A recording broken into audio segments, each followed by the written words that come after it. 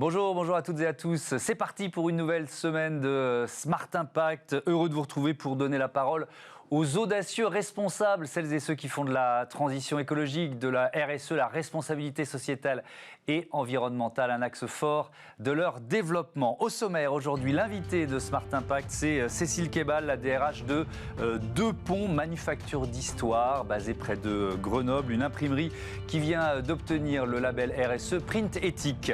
Notre débat portera sur le revenu universel. L'idée lancée par Benoît Hamon lors de la campagne présidentielle de 2017 fait son chemin dans toutes les familles politiques. Valérie Petit, députée Agir Ensemble du Nord, porte cette idée à l'Assemblée. Elle sera confrontée à Nicolas Decossin, qui est directeur du développement de l'Institut de recherche économique et fiscale.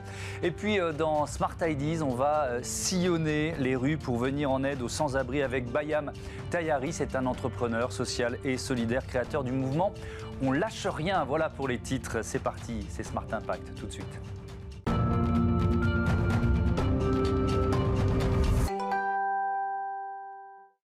Une imprimerie historique face au défi de la transition écologique. C'est la manufacture d'histoire Deux Ponts et sa directrice des ressources humaines, Cécile Kébal, est mon invitée. Bonjour, heureux de vous accueillir. Est-ce que vous m'entendez bien ? Très bien, bonjour et merci de votre invitation.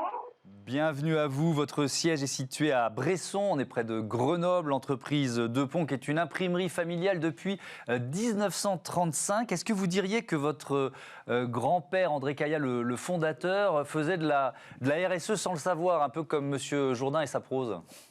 Oui, on se dit souvent ça. C'était quelqu'un qui était qui a commencé tout seul, qui a créé son entreprise et qui a toujours eu ce bon sens, comme on dit, bon sens un peu paysan et qu'on a toujours fait perdurer dans l'entreprise. Donc ça, c'est un fondement qui est très important pour nous et pour nos équipes. Vous avez obtenu, je le disais en titre, ce label Print Éthique. C'était au mois de novembre. Ça représente quoi, un tel label pour vous ? Un tel label, c'est un engagement, c'est-à-dire qu'on faisait, comme on le disait, de la RSE sans le savoir. Et le fait de s'engager dans ce label, on a commencé à s'y engager en 2019. Ça nous a demandé effectivement de mettre en place à la fois des mesures, des actions, d'associer l'ensemble de nos collaborateurs, mais aussi nos voisins, nos clients, nos fournisseurs. Donc voilà, le label, en fait, ça nous permet d'avoir effectivement cette continuité, de structurer ce qui était fait concrètement au quotidien. Quel type d'engagement lié à ce label ? Alors, tout type d'engagement, parce que la RSE, il faut savoir que c'est un champ très très large, donc c'est aussi bien des engagements au niveau de nos équipes, au niveau de l'emploi, des conditions de travail, c'est aussi des engagements en termes de développement durable, diminuer par exemple la consommation de papier, utiliser des matériaux et des produits qui sont issus de forêts gérées durablement. C'est également le recyclage de nos déchets. Il faut savoir qu'on ne met aucun déchet à la benne. Tous nos déchets sont valorisés, sont traités par notre entreprise en association avec d'autres entreprises de recyclage. Voilà, c'est tout ce type d'engagement et d'actions qui sont mises en place au quotidien. Alors je vais rentrer un peu dans le détail. Quand on dit imprimerie, on pense préservation de la forêt. Vous y œuvrez depuis longtemps, et si oui, avec quels leviers, quels outils ? Alors, je vous parlais par exemple de la consommation de nos papiers. Donc ça, c'est un gros volume. On a des commandes quotidiennes de papier. Donc justement, tous nos papiers sont issus de forêts gérées durablement. C'est-à-dire que le papier qui est fabriqué l'est à partir de forêts qui ont été plantées pour les papeteries. Voilà. Donc l'important, c'est aussi d'acheter local. Donc on a des commandes qui sont faites avec des partenaires qui sont français. Qu'est-ce que je pourrais vous dire d'autre par rapport aux consommations ? Voilà, c'est de limiter aussi le gaspillage. Donc on commande la juste quantité de papier. On a ce qu'on appelle des feuilles de passe, c'est-à-dire pour régler notre machine, concrètement on utilise du papier. Donc on va faire en sorte de diminuer ces feuilles qui vont être utilisées pour régler la machine. Voilà, on a tout un tas de mesures et de volonté comme ça de diminuer les consommations de nos produits pour au final valoriser des produits imprimés auprès de nos clients qui sont eux aussi très concernés par toutes ces questions-là. Alors justement, s'engager comme vous le faites dans ce label Printetic, est-ce que ça peut aussi vous aider à remporter des marchés, notamment des marchés publics ? Alors les marchés publics, vous touchez là un point qui est très important, c'est que justement nous on se bagarre, le terme est juste, hein, pour que justement les marchés publics ne soient pas au final des commandes qui sont passées à des imprimeurs étrangers. Malheureusement, c'est le constat qu'on peut faire assez régulièrement. Donc c'est d'autant plus préjudiciable pour notre entreprise que ce sont des commandes qui sont passées avec des fonds publics, avec on va dire simplement nos impôts, hein, mais pourtant au final ce sont des imprimeurs ou des façonniers étrangers qui vont être retenus. Donc là c'est vraiment un cheval de bataille pour nous. Parce que nous, en fait, on maintient nos emplois localement, on a un peu plus de 100 collaborateurs. Donc ça veut dire 100 collaborateurs, c'est aussi 100 familles qui sont effectivement qui sont dans notre giron. Donc nous, ce qui est très important, en fait, c'est de valoriser auprès de nos clients qui eux aussi sont très concernés par ces questions de développement durable. Mais je rebondis sur ce que vous venez de dire. Pourquoi les élus locaux ou les institutions locales font appel à des imprimeurs étrangers? Pour une question de prix uniquement? Ben voilà, ça peut être des questions de cet ordre-là, ou après on sait pas ce qui se passe, hein, on n'est pas dans les jurys d'appel d'offres, mais voilà, je pense que c'est se limiter à ce simple niveau de prix sans doute. Est-ce que vous avez beaucoup souffert de la crise Covid? Qu'est-ce que ça a signifié? Qu'est-ce que ça signifie toujours, malheureusement, pour vous, à la Manufacture d'Histoire de Pont? Donc la crise Covid qui a débuté en mars, donc nous on avait commencé à prendre des mesures dès le mois de février, hein, on avait senti venir un peu ces difficultés en termes d'organisation qui allaient s'imposer à nous. Nous, le choix qu'on a fait, c'est de maintenir les équipes le plus possible dans nos ateliers. Alors on a une très forte baisse d'activité, hein, du jour au lendemain, on a des commandes bien sûr qui ont été stoppées, suspendues, voire complètement annulées. Par nos clients du fait du premier confinement. Nous, on a renforcé le lien très fort qu'on a avec nos équipes hein, pour effectivement accompagner ces collaborateurs et collaboratrices qui continuent à travailler dans nos ateliers. Vous en avez profité pour faire de la formation aussi? Vous en avez profité pour faire de la formation?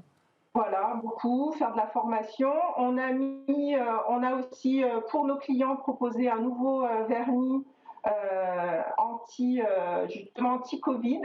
On a communiqué à ce moment-là, donc ça nous a permis de faire des réalisations avec un vernis particulier qui permettait justement à nos clients de continuer à faire des impressions et à diffuser leur magazine ou leur support.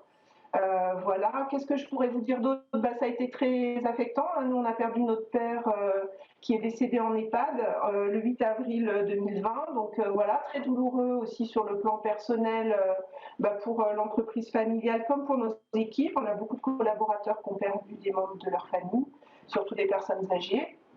Voilà, ça c'est des choses qu'on a prises en compte aussi au quotidien, d'accompagner ces personnes pendant cette période assez particulière. Alors justement, vous êtes DRH de l'entreprise. Dans l'acronyme RSE, il y a le S de social. Évidemment, quels sont vos engagements, vos actions dans ce domaine? Alors, on a des engagements qui sont souvent assez discrets. Par exemple, effectivement, tout à l'heure, je vous parlais des salariés, hein, une centaine de salariés, mais aussi leurs familles. Donc, on a des parents de jeunes enfants handicapés. Donc, c'est des choses qu'on peut prendre en compte pour aménager les horaires, voire les jours de travail quand l'enfant de notre collègue est hospitalisé. On peut organiser une tombola pour financer un fauteuil électrique pour un autre enfant de salarié. Voilà, c'est des choses comme ça qui peuvent être faites au quotidien. Au niveau social, il y a tous les aspects aussi emploi, donc transmission. Donc on veille à engager des jeunes, à faire connaître nos métiers qui sont peu connus, ou en tout cas peu valorisés, donc les faire connaître à des jeunes qui vont pouvoir être de futurs candidats. Féminiser aussi les emplois dans les ateliers, ça c'est un point qui nous tient à cœur aussi. Les métiers de l'industrie ne sont pas réservés aux seuls hommes. Et c'est effectivement accompagner aussi parfois des personnes qui ont des projets de reconversion. Ça, c'est quelque chose qu'on a pu voir ces dernières années. C'est une tendance. Des personnes à un certain âge qui peuvent se dire tiens, je vais peut-être changer de métier, qui vont avoir un intérêt ou une passion pour le papier, pour les beaux livres comme nous les fabriquons. Et à ce moment-là, qui vont pouvoir nous contacter, peut-être faire un stage d'immersion, un stage de découverte et être de potentiels candidats. Voilà, ça c'est important. Au niveau sociétal, de quoi je pourrais vous parler aussi, de l'égalité femmes-hommes, j'en ai touché un petit mot, mais ça c'est quelque chose qui nous tient à cœur. On a élu et formé une personne qui est référente harcèlement sexuel. C'est vrai que c'est une dénomination du droit du travail qui est un peu brute, mais voilà, donc ça c'est des questions qui nous tiennent à cœur et avec lesquelles on travaille. On a un comité RSE et qui travaille sur toutes ces questions-là. Merci beaucoup, merci Cécile Kebal. Continuez de nous imprimer de belles histoires, parce que vos métiers, effectivement, votre expertise, ça va du beau livre, du livre d'art aux affiches monumentales. Vous venez d'en installer une justement sur la clinique des Cèdres d'Échirolles près de Grenoble pour rendre hommage au personnel soignant. Voilà, on va terminer cette interview avec l'image de cette affiche. Merci beaucoup. Tout de suite, notre débat, le revenu universel de retour dans l'actu politique.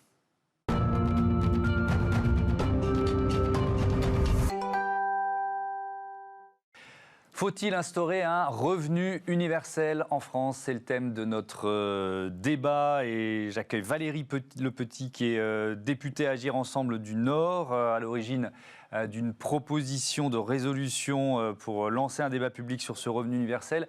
Bonjour Valérie Petit, est-ce que vous m'entendez bien? Est-ce que la liaison est bonne? Bonjour, je vous entends très bien. Bon, parfait, merci d'être là. J'accueille également sur ce plateau Nicolas Lecossin. Bonjour. Bonjour. Vous êtes directeur du développement de l'Institut de recherche économique et fiscale. Valérie Petit, je commence avec vous. Vous appelez ce revenu universel socle citoyen. Qu'est-ce qu'il y a derrière ce terme? Alors, c'est un nouveau mécanisme pour une idée assez ancienne qui est celle du revenu universel.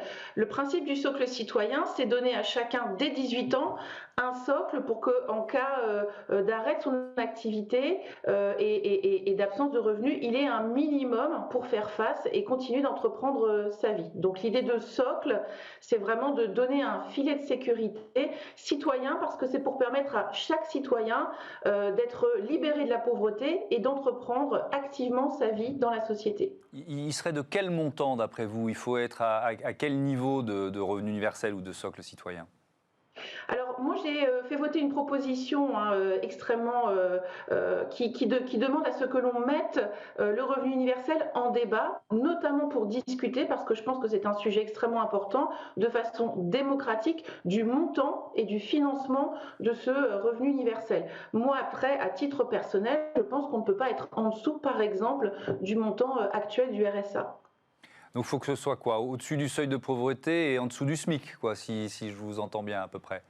Encore une fois, et pardon d'être démocrate, l'idée c'est vraiment d'avoir un grand débat sur ce sujet, car c'est un sujet qui pose des questions extrêmement importantes, justement sur qu'est-ce qu'il faut pour vivre dignement dans notre société, et on ne peut pas y répondre comme ça sans un grand débat.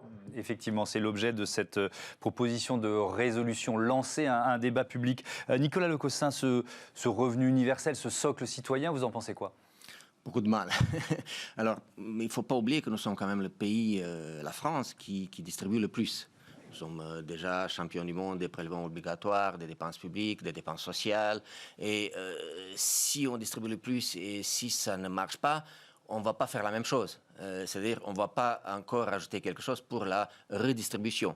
Il faudrait au contraire voir pourquoi ça ne marche pas et donner un peu plus de liberté et de possibilités de créer des emplois, des entreprises, parce que finalement, les richesses, ce sont les entreprises qui les créent. Et puis les jeunes, Madame la députée parle de 18 ans, donc les jeunes, il y en a qui font des études. Il y en a qui travaillent aussi. Donc, le plus important pour eux, je pense, c'est qu'il faut qu'ils trouvent un travail ou qu'ils suivent des études. Mais l'idée que vient d'évoquer Valérie Petit, c'est finalement de proposer une sorte de sécurité face aux chocs, aux crises. On en vit une, mais on va en vivre d'autres. Donc d'anticiper peut-être sur les crises à venir pour qu'il y ait ce filet de sécurité. Qu'est-ce que vous en pensez de ça? Alors, on peut avoir un filet de sécurité, mais dans un système où il existe une allocation unique, donc une allocation sociale. Donc il faut aider les plus pauvres, bien sûr qu'il faut les aider, c'est ça le filet de sécurité, mais il faut leur donner la possibilité d'en sortir, de trouver un emploi, de se débrouiller, de créer des entreprises. Donc ça c'est le plus important. Donner la même somme à tout le monde, et j'aimerais ouvrir une parenthèse, cette somme-là dont on vient de parler n'a pas le même pouvoir dans la Creuse ou en région parisienne, donc il ne faut pas oublier ça. Et déjà il y aura un débat, comme le dit Madame la députée, vous imaginez bien que certains vont demander beaucoup plus et d'autres moins, donc ça va être un peu quelque chose, une discussion sans fin d'une certaine façon. Valérie Petit, est-ce qu'il faut conditionner ce socle citoyen, ce revenu universel, à une activité d'intérêt général, dans une association ou dans une collectivité? C'est ce que suggère par exemple le député LR Aurélien Pradier. Oui, cette députée qui vient de découvrir le revenu universel dont on parle depuis 2 siècles et demi, mais j'en suis tout à fait ravie. Non, je veux quand même répondre.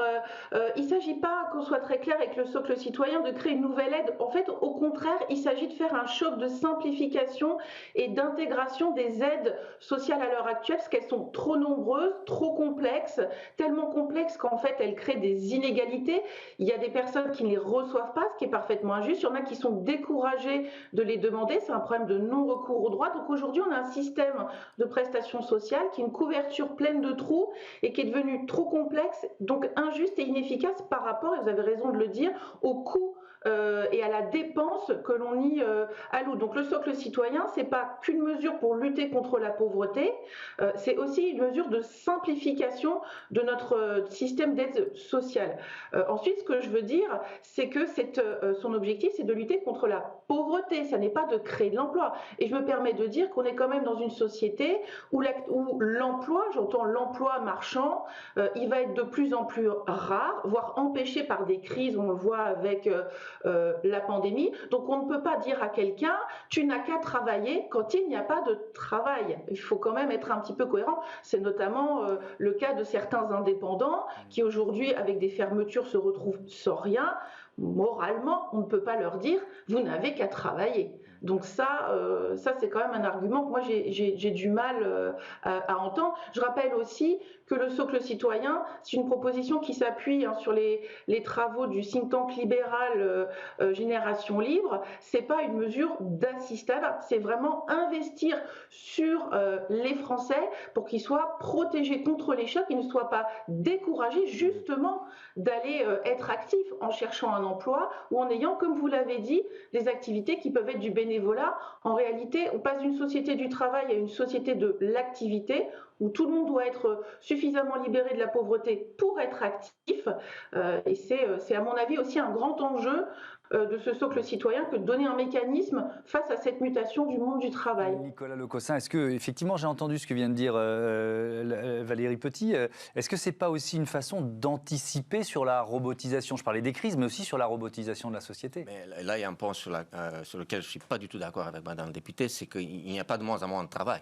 Il y a de plus en plus de travail. C'est à la France qui souffre d'un manque de travail, pour des raisons qu'on connaît, étatisme, dépenses publiques, bureaucratisation, administration, réglementation, donc il y a beaucoup de causes. Les autres pays, États-Unis, Royaume-Uni, Allemagne, Pays-Bas et plein d'autres pays riches et démocratiques, créent beaucoup d'emplois, de plus en plus d'emplois. Je parle bien sûr de la période pré-Covid.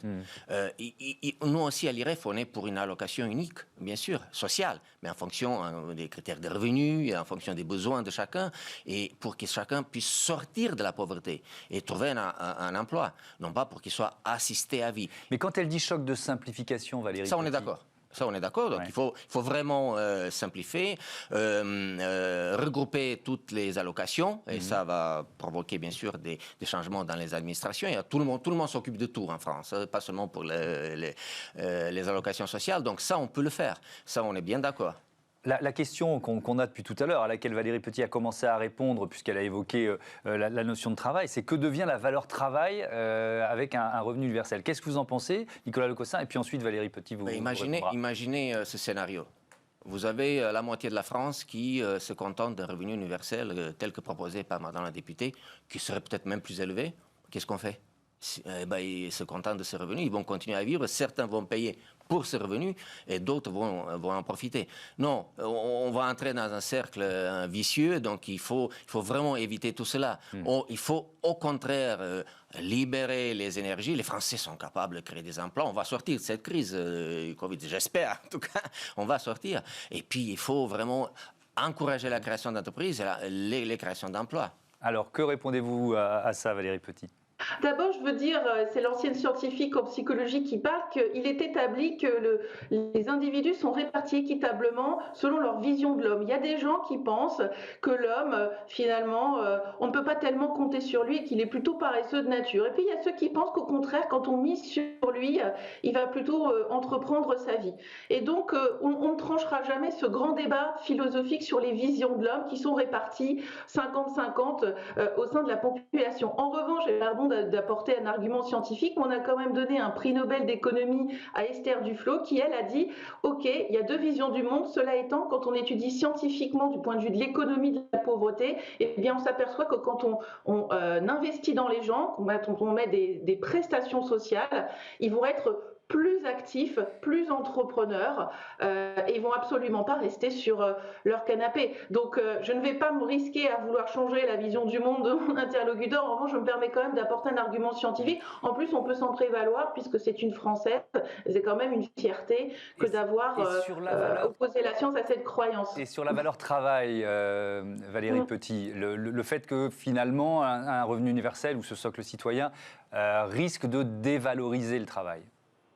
Alors moi je dis toujours, je ne détruis pas la valeur travail, je construis la valeur activité. C'est-à-dire que moi dans ce que je propose sur le socle citoyen, je veux aussi l'adosser à un statut de l'actif avec des droits à la formation et aussi des mécanismes de reconnaissance de l'ensemble de sa contribution à l'activité, qu'elle soit marchande ou non marchande. Vous voyez, c'est vraiment un changement général de paradigme. On ne détruit pas la valeur travail, on construit la valeur du futur qui est comment je suis actif, certes dans l'économie marchande, mais pas que, parce que moi je crois sincèrement que notre société va créer différemment de la richesse. On ne sait pas encore le rémunérer monétairement ou symboliquement, mais c'est ce vers quoi on s'achemine. Et ce mécanisme de revenu universel, il s'inscrit vraiment dans cette mutation. Donc c'est pas de la destruction de valeur, c'est de la construction de nouvelles valeurs qui vont pour moi dans le sens, parce que je suis une libérale, de la création de richesse et de la croissance de nos économies, du développement de nos sociétés.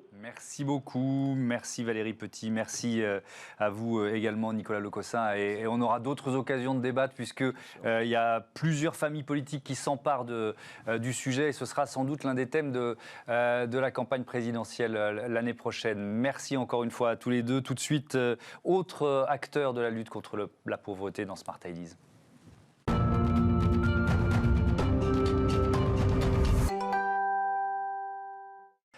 Smart Ideas et la bonne idée du jour est signée Behram Tayari. Bonjour, vous êtes un entrepreneur social et solidaire avec votre mouvement On lâche rien. Quand et pourquoi surtout vous l'avez créé? Alors le mouvement, ça fait déjà bonjour tout le monde. Le mouvement, ça fait 1 an et demi que j'ai créé. Et j'ai créé tout simplement parce que je suis un fervent croyant de la deuxième chance. Et pour moi, la majorité des sans-abri qui sont dans la rue, c'est des personnes qui ont vécu soit des situations difficiles, ou soit un drame familial, ou un licenciement au travail. Et le fait de perdre cette première chance, j'essaie de leur proposer une deuxième chance pour s'en sortir. Alors évidemment, tout commence par des maraudes dans votre activité. Comment ça se passe ? Alors, le mouvement Lâche Rien consiste tout simplement à faire des maraudes, c'est-à-dire à sillonner les rues d'une ville à la rencontre des sans-abri pour leur proposer un accompagnement de A à Z dans le but de la réinsertion professionnelle. C'est tout simple, j'ai mon petit sac à dos. Une fois que je finis ma journée de travail, je prends mon petit sac à dos avec des petits sandwichs, des petits repas, un thermos de thé ou de café. Et je vais rencontrer les sans-abri pour discuter avec eux, partager un bon moment avant tout, essayer d'instaurer une confiance entre nous deux. Surtout, le but, c'est de le motiver, de lui prouver qu'il y a des gens qui sont présents pour lui. Car il faut se dire que la majorité des sans-abri ils sont, en fait, ce qu'ils me disent, c'est qu'ils se considèrent, ils sont plus considérés et ils sont comme des personnes invisibles. Et le fait de discuter avec eux, déjà, c'est très très bien. Et du coup, une fois que la confiance elle est là, j'essaie de leur proposer l'accompagnement. S'ils sont d'accord, eh ben, on passe à l'étape suivante. S'ils sont pas d'accord, eh ben, on a réussi à passer un bon moment avant tout. Alors, c'est quoi l'étape suivante? C'est les aider à écrire un CV, à préparer un entretien d'embauche ou c'est quoi l'étape suivante? Alors l'étape suivante, c'est là où ça devient compliqué pour moi, on va dire. Et heureusement que j'ai mon réseau LinkedIn, grâce à ma communauté. Le mouvement, il faut se dire, c'est grâce à LinkedIn. Moi, j'ai lancé mon mouvement, mais j'ai beaucoup de soutien grâce à la bienveillance et la solidarité des Français, et grâce à mon top réseau. L'étape suivante, c'est tout simplement le créer le CV, le faire un CV. Et c'est mon réseau qui le fait, c'est-à-dire je fais participer mes abonnés à la création de CV pour lui montrer qu'il y a plusieurs personnes qui sont derrière lui. Et surtout, je lui propose 2-3 CV derrière pour qu'il se dise ah ouais, quand même, il y a 2-3 personnes qui ont travaillé sur mon CV. Et ensuite, il choisit son CV. Une fois qu'il est d'accord, bien évidemment, tout ce qu'on fait, c'est avec l'accord du sans-abri. Je partage son CV sur LinkedIn. Ça veut dire j'ouvre mon réseau pour cette personne et je lui donne de la visibilité. Je demande à tous les recruteurs, les entreprises, les personnes qui ont des pistes à m'aider à lui trouver un travail. Et une fois qu'on a trouvé un travail, on passe à l'étape suivante, celle de la recherche de logement. Jusqu'où vous vous accompagnez? Vous dites que ça fait 1 an et demi que vous avez lancé le mouvement. Parce qu'on sait que quand on a passé plusieurs années dans la rue, souvent elle vous rattrape. Il y a des risques de rechute. Donc à quel point vous accompagnez ces sans-abri? Alors, comme je présente, moi, j'essaie de... il ne faut pas l'utiliser, mais moi, je veux faire la qualité et pas la quantité. C'est-à-dire, on prend une personne et on continue jusqu'à qu'on est sûr que ça y est, il a réussi à s'en sortir. Après, on n'est pas à l'abri et il peut faire une rechute, malheureusement. Mais, par exemple, là, on est avec un jeune qui a 21 ans, on a réussi à trouver un emploi. Aujourd'hui, on va chercher un logement. Une fois qu'il a trouvé un logement, eh ben, on continue à le suivre. Pour moi, ça devient un ami, en fait. C'est plus, c'est une relation amicale à long terme jusqu'à que lui décide de me dire au revoir ou on continue à rester amis, quoi. Ça veut dire qu'il n'y a pas de limite où on arrête l'accompagnement, sauf s'il le souhaite ou sauf si il a vraiment plus besoin de personne. Comment, il nous reste 30 secondes, comment, Bayram, ceux qui nous regardent peuvent vous aider? Alors tout simplement en s'abonnant à mon compte LinkedIn, Bayram Tayari, et surtout à être solidaire avec mes actions et avec mes mouvements. Et mon message que je veux transmettre, c'est que moi ce que je fais, c'est pas une structure, c'est pas une association, c'est pas une entreprise, c'est juste un mouvement. Et si vous voulez faire quelque chose, eh ben faites-le. N'attendez pas à être bénévole dans une association. Certes qu'ils ont besoin de nous, mais vous pouvez agir à votre façon sans être bénévole ou volontaire dans une association. Merci beaucoup et comme vous le dites, on lâche rien. À bientôt sur Bismart. Bon vent à votre mouvement. Voilà, c'est la fin de cette émission. On se retrouve demain. Vous connaissez les horaires, 9h, midi, 20h30 sur Bismart, la chaîne des audacieuses et des audacieux.